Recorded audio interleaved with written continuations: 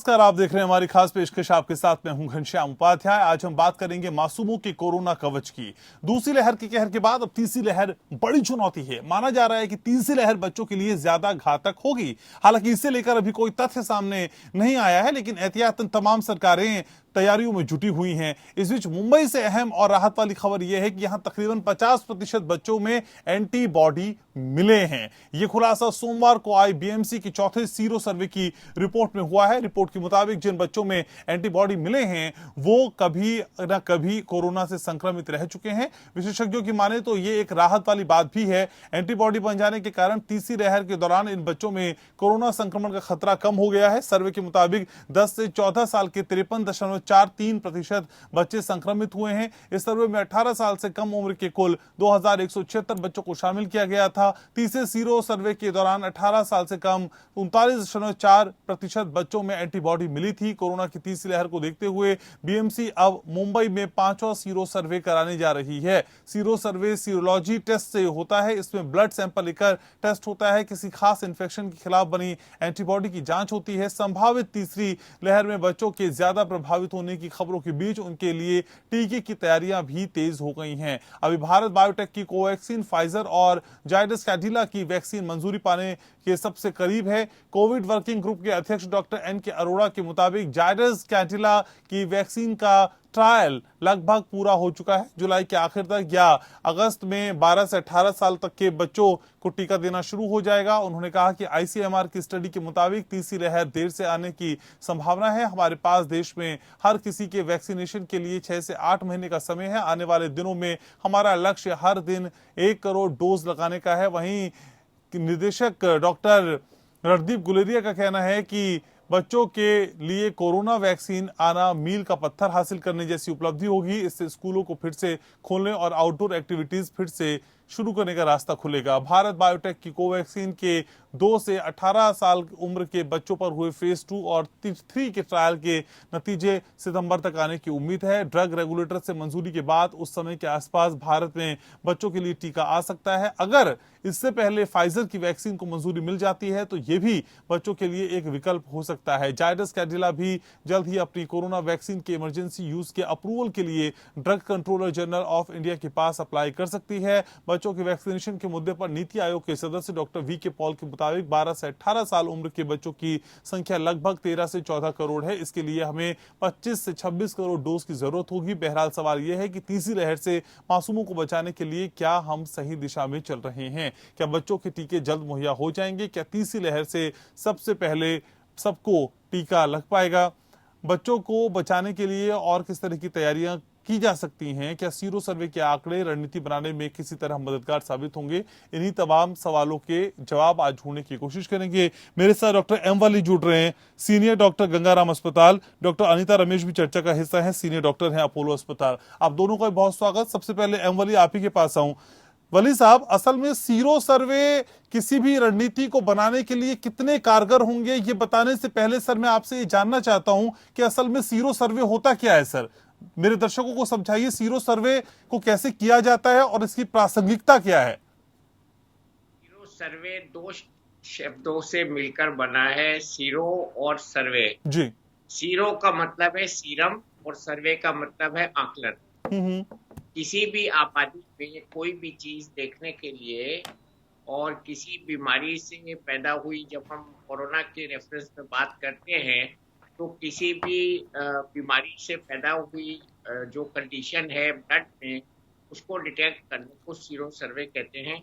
और ये एक पॉपुलेशन के ग्रुप पर किया जाता है तो बड़ी संख्या में होता है।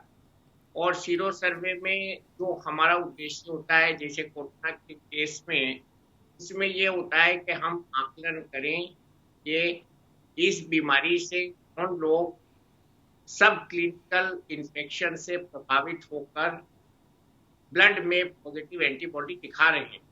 तो एक आम आदमी के लिए जानना जरूरी है कि सीरो सर्वे हम कोई बीमारी को खून में डाल के कोई नहीं करते हैं, बल्कि खून निकाल के करते हैं और एंटीबॉडीज का टेस्ट करते हैं उस बीमारी की, इस केस में कोरोना की। और वो एंटीबॉडी प्रेवलेंस बताती है उस बीमारी का एक पॉपुलेशन में। जैसे हम धारावी में सीरो सर्वे करेंगे तो वो गिवन टाइम पर धारावी के लोगों में कितना संक्रमण हो चुका है उसका आकलन वो सीरो सर्वे करेगा और वो हमको ये बताएगा कि कितने लोग हमारे इस सर्वे से पहले संक्रमित होकर अपने ब्लड में एंटीबॉडी बना चुके हैं और इसका एक रिफ्लेक्शन होगा आगे चल के कि हमको क्या स्ट्रेटजी लेनी है। जी ठीक है। जी। तो डॉक्टर अनीता रमेश, क्या तीसरी लहर जो मासूमों के लिए बहुत खतरनाक बताई जा रही है, उस लहर से बचने के लिए अगर तैयारियों की बात करें तो हम राइट ट्रैक पे दिखाई देते हैं मैम? यस, हम लोग अभी सही ढंग से आगे बढ़ रहा है। ये जो हमारा जो वैक्सीन पॉलिसीज इंडिया में शुरू हो गया, ऑलरेडी कोवैक्सीन का ट्रायल चल रहा है बच्चों के ऊपर 2 साल से 18 साल तक, और उसका रिजल्ट अभी निकला नहीं है। और इसके साथ साथ अभी और एक जो जाइडस कैडिला, वो अहमदाबाद बेस्ड कंपनी जो जाइडस को भी का वैक्सीन अभी ले आ रहा है, वो ऑलरेडी 3rd स्टेज ट्रायल चल रहा है, एंड ऑफ जुलाई खत्म हो जाएगा। उसके बाद अगस्त में वो ड्रग कंट्रोलर ऑफ इंडिया के पास रिपोर्ट्स भेजेंगे। अगर सब कुछ ठीक है तो हम लोग का अप्रूवल मिल जाएगा जल्दी 2 महीना के अंदर। सो अगस्त से हमें बच्चों लोग को शुरू कर देंगे, बट 12 से 18 उम्र के बच्चों को खाली देना है, क्योंकि इसी का अप्रूवल खाली इस एज के ऊपर हुआ है। अभी दिखाई दिया प्रिलिमिनरी रिजल्ट्स में कोई प्रॉब्लम नहीं है, नो साइड इफेक्ट्स, एफिकेसी है, एंटीबॉडी बढ़ रहा है। सो इसी हिसाब से we are all very optimistic. उसके साथ साथ और भी तैयारी चल रहा है, और बट वैक्सीन हमारे एक वेरी बिग न्यूज है जो बच्चों के ऊपर ऑलरेडी ट्रायल चल रहा है, एंड एक वैक्सीन अभी अप्रूवल में आ रहा है विद इन 6 वीक्स के अंदर। So that is a very good news.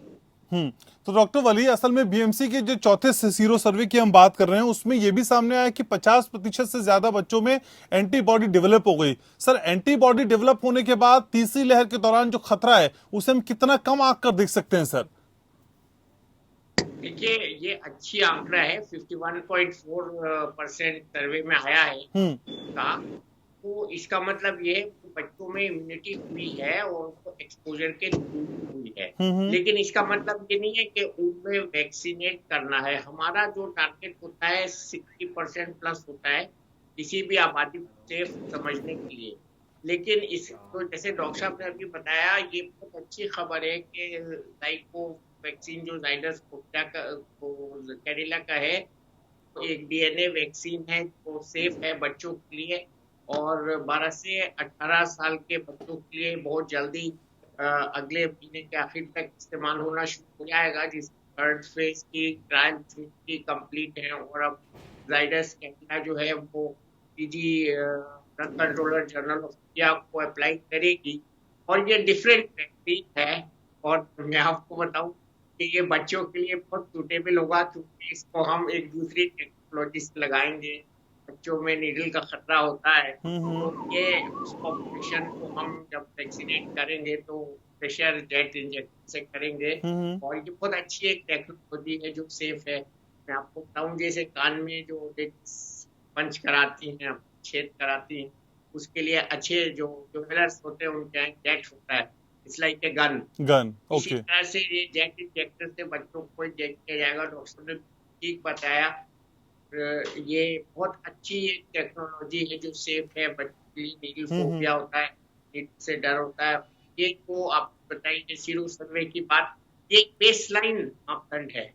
इससे कोई हमको ये टीका लगाने में कोई नहीं करनी है, उनको वैक्सीनेट करना है। ऐसा नहीं है कि जिनके एंटीबॉडीज है उनको वैक्सीनेट नहीं करना है जी। तो और इसमें क्योंकि इस टीके में 3 डोजेज हैं, 3 डोजेज वाला टीका है, तो इसमें गुंजाइश है कि जो जिन बच्चों को एंटीबॉडीज भी आ रही है सीरो सर्वे में, उनको हम भी वैक्सीनेट कर सकते हैं। तो ऐसे एक्सक्लूजन क्राइटेरिया नहीं है, it's a survey, it's not exclusion criteria.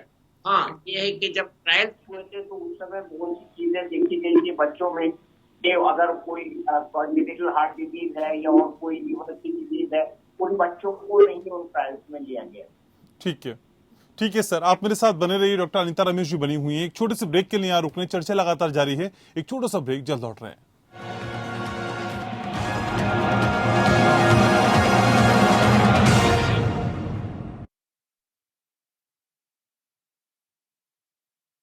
मासूमों का कोरोना कवच, यही समझने की कोशिश कर रहे हैं कि तीसरी तैयारी से पहले जो इस तरह के सर्वे आ रहे हैं उन सर्वे के हिसाब से कितना खतरा कम होता नजर आ रहा है। डॉक्टर एम वली और डॉक्टर अनीता रमेश लगातार मेरे साथ बने हुए हैं। डॉक्टर अनीता रमेश, इस सर्वे में एक फैक्ट ये भी सामने आया है कि जो इमारतों की तुलना में, यानी बिल्डिंग्स में रहने वाले बच्चों की तुलना में जो झुग्गी बस्तियों में बच्चे रहते हैं उनमें 41% ज्यादा देखा गया कि वो संक्रमित हुए, लेकिन वो सब ठीक हो गए, उन्हें पता ही नहीं चला। तो क्या माना जाए मैम, जो लोग खुले में रहते हैं, जो बच्चे खुले में जीवन यापन कर रहे हैं, उनमें इसका असर कम होता है?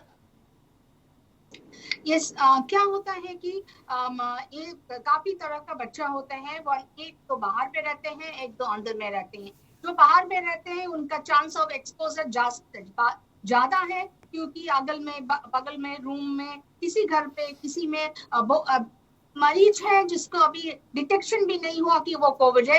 उसी वजह से बच्चे को भी एसिम्प्टोमेटिक और माइल्ड इन्फेक्शन हो चुका है, उसके वजह से शायद एंटीबॉडी बढ़ चुका है, बट इट इज अनडिटेक्टेड, हम लोग को पता नहीं है।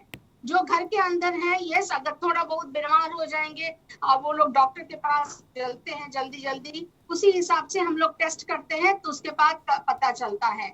So this is a very important study जो सेरो सर्वे जो मुंबई में अभी हुआ, इसी में देखा गया 51% of the children is positive, particularly less than 80। अच्छा खबर है, क्योंकि एक हर्ड इम्यूनिटी की तरह जा रहा है, क्योंकि हमारा एटमॉस्फेयर में, हमारा पॉपुलेशन में, हमारे अंदर में एंटीबॉडी बढ़ने लगे हैं, क्योंकि इस सेकेंड वेव में बहुत इन्फेक्शन था, बहुत ज्यादा आदमी, and most of us are exposed to this. उसी हिसाब से हमारा बॉडी में एंटीबॉडी बन चुका है।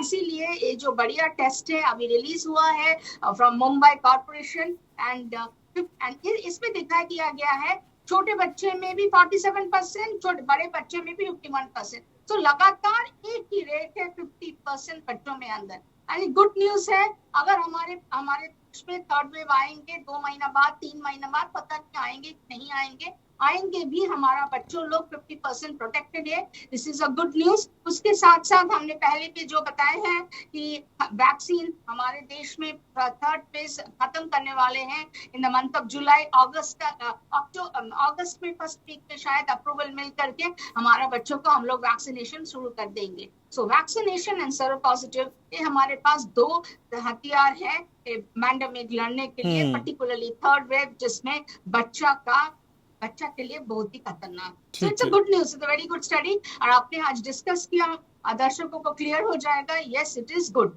ज्यादा एक्सपोजर, ज्यादा इन्फेक्शन, ज्यादा एंटीबॉडीज हो रहे हैं। तो चलिए, हमारा इंडियन सभी जी, तो we are more immune to many things, because हमारा देश में सब कोई खुले रहते हैं, बाहर में काम करते हैं, उसके साथ साथ बहुत ही एंड वायरस सबका इम्यूनिटी वो बन जाता है, सो एंटीबॉडी है। तो तीसरी लहर के तनाव की खबरों के बीच ये सर्वे कम से कम सुकून देने वाला है। डॉक्टर एम वली, हम वैक्सीनेशन ड्राइव को कितना इंपॉर्टेंट माने सर, इन तमाम कोशिशों के बीच और तीसरी लहर के आने की आशंका के बीच? आपको क्या लगता है कितना इंपॉर्टेंट है सर वैक्सीनेशन ड्राइव? बहुत इम्पोर्टेंट है, और ओनली इम्पोर्टेंट चीज अगर आप कहें तो मैं यही कहूंगा, वैक्सीनेशन ड्राइव में जो तेजी आनी चाहिए अभी उतनी नहीं है। एक दिन हमने 21 तारीख को जो तेजी दिखाई थी वैसी ही तेजी होनी चाहिए। अभी देखिए, बच्चों को तो हमें बगैर वैक्सीन के थोड़े दिन और प्रोटेक्ट करना पड़ेगा, लेकिन मैं कल से मेरे मन में एक न्यूमोनिक आया है कि फैक्ट रिमेन्स फैक्ट। तो फैक्ट का मैंने इसका एनालिसिस ऐसे किया है कि cover your face, that is mask, avoid crowd, FA for avoid crowd, C clean hands, that is sanitization hands, T for 2 meter distance or more in case of delta wave, little more, and S for self isolation. So ये fact plus vaccine makes the fact of life. So this is very important. A mnemonic is made, remember, for all, जिसमें सबसे ऊपर है face mask, face cover. और ये जब तक नहीं होगा, जब तक हमको वैक्सीन के बाद गारंटीड सुरक्षा, मैं यहाँ 100% नहीं होगा, गारंटीड सुरक्षा नहीं मिल पाएगी। तो सबसे ज्यादा जरूरी है कि अपने टर्न पर वैक्सीन को लगाया जाए जी। और जब तक बच्चों का वैक्सीन नहीं आ रहा है, उनके पास बिल्कुल न जाया जाए, खासतौर से छोटे बच्चों पास, इसी तरह से एल्डरली के पास अवॉइड किया जाए जाना।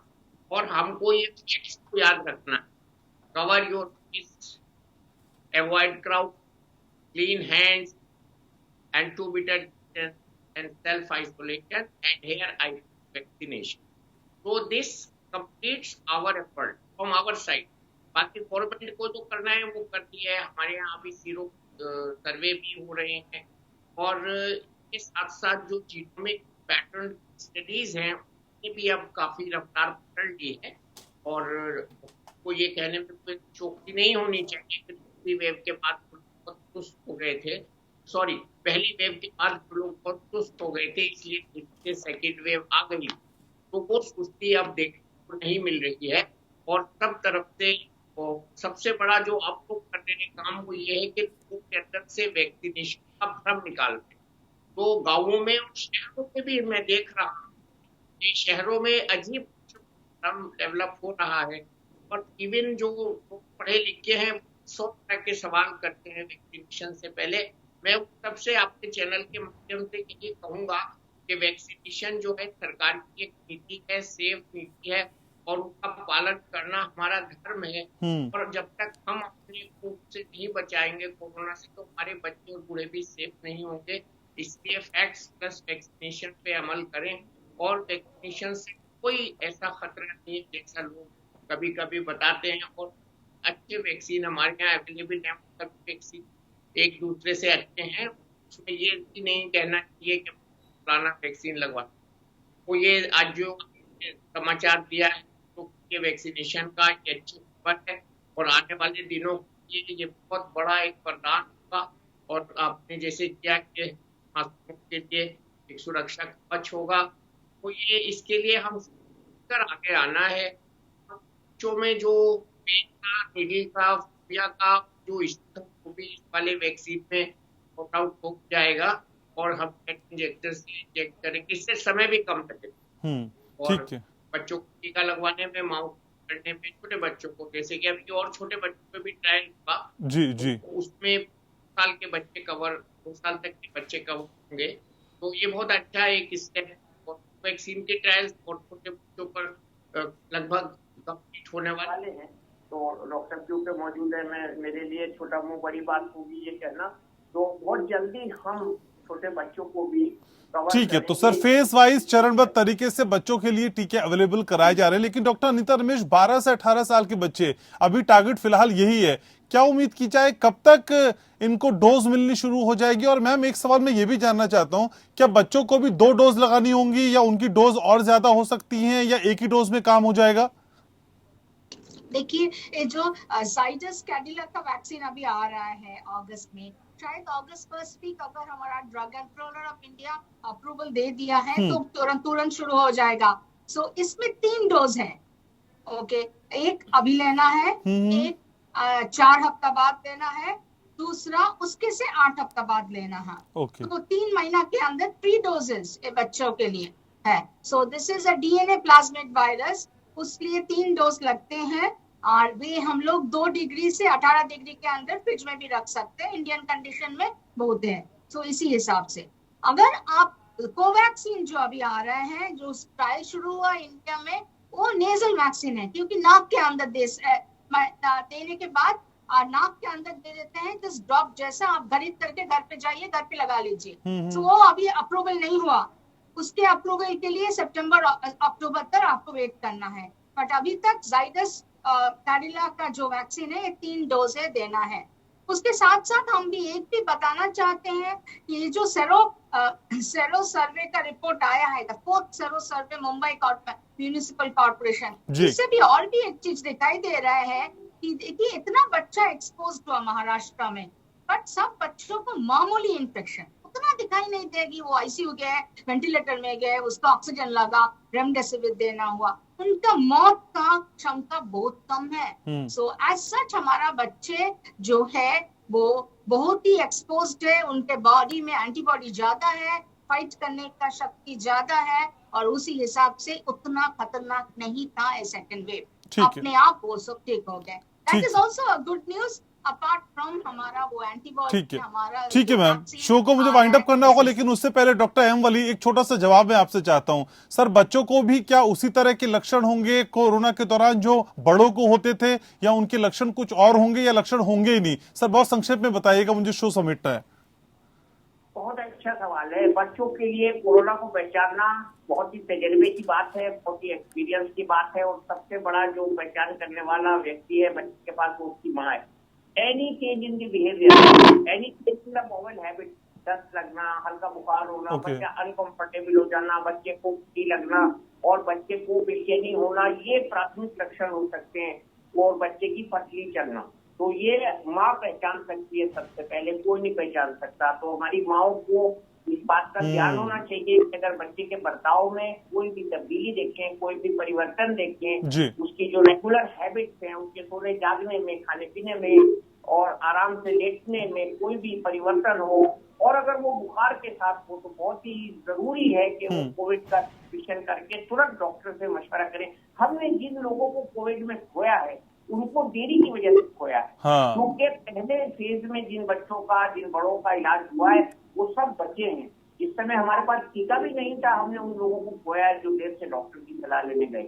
इसलिए बहुत जरूरी ये है कि तुरंत डॉक्टर की सलाह लें। इसमें गैस्ट्रोइंटेस्टाइनल सिम्टम्स, इसमें उंगलियों का नीला पड़ जाना, जी। इसमें नौजिया, वोमिटिंग, नाक बहना, ये बहुत से चेंज। ठीक सर, तो किसी भी सामान्य व्यवहार से अगर कोई दूसरा लक्षण होता है तो फिर वहां अलर्ट रहने की जरूरत है। डॉक्टर एम वली, समय मेरे पास इतना ही है सर, बहुत शुक्रिया आपका। डॉक्टर अनीता रमेश, आपका भी बहुत शुक्रिया, आपने समय निकाला, चर्चा में चढ़े। तो फिर अब जरूरत है एहतियात बरतने की, हमें अपने लिए एहतियात बरतना है, और कई बार हम अपने लिए लापरवाह हो जाते हैं, लेकिन तीसरी लहर में आशंका हमारे बच्चों की है, तो हमको और ज्यादा अलर्ट रहना होगा। और जैसे कि डॉक्टर एम वली ने भी बताया कि किसी भी तरह के असामान्य व्यवहार को देखते ही आप अपने बच्चे को लेकर सतर्क हो जाएं, डॉक्टर से कंसल्ट करें, और इस बदलते हुए व्यवहार के साथ अगर बुखार भी है तो फिर ये चिंता की बात हो सकती है। इस खास पेशकश में इतना ही। आप देखते रहिए पिन। नमस्कार।